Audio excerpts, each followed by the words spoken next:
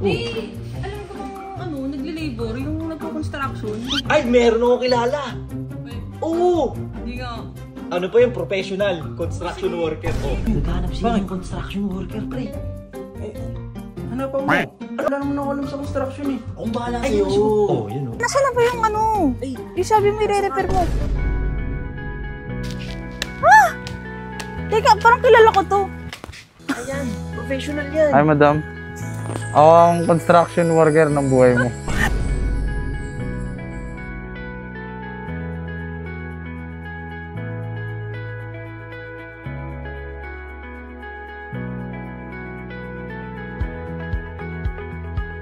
Ay, nako. Wala na to. Ano yun? Wala naman sa kwarto. Ano kaya yun?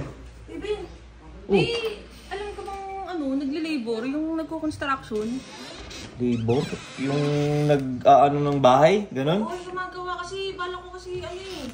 Ipagawa yung, di ba yung coffee shop sa baba? Ay! Ay, meron akong kilala.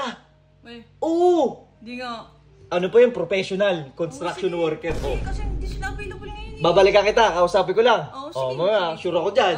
Oo, sige. Baitaan mo Yan, ako. sige. Puti. Alam ko na. Pre. Uy, tayo dyan. Uy.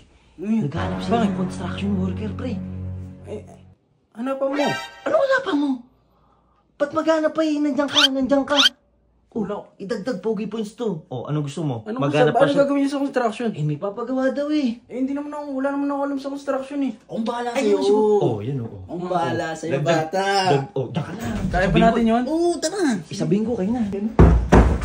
Yel. Low. Uy, okay na. Approve na. Ang bilis naman. Pupunta na lang daw sila mamaya. Tapos marami na silang gamit. Mag-start agad sila. Oo, sige. Oh, Yung di ba? yung mura lang yan ha. Mura lang yan. Pwede nga ito libre lang yun eh. Hindi nga. Oo, Ayun, gusto ko. kakilala ko yun eh. Sige. Oo. Oh, mamaya Oo, mamaya. Nandiyan na yun. Mga 1 hour pa. Nandiyan na yun. Sige. Ge. Tagal naman. Nasaan na ba yung ano? Yung sabi mo i-repair mo. Sabi mo isang oras. Asan? Ah!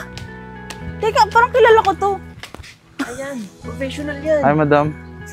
Ako ang construction worker ng buhay mo. Ano pa hinihintay natin? Marunong ba kayo? Oo naman. Kaya papakitaan kita ng mga construction worker skills. Di ba kayo, Baki? Ano pa hinihintay natin? Tara na. O, tara na.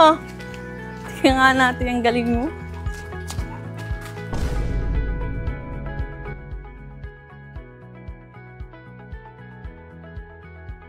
Sa totoo lang, di ko talaga alam ginagawa ko rito eh. Tinan mo, sabi kasi ni Kuya Baki, ikalat ko lang daw yung mga bato tapos patagin ko lang ng ganyan.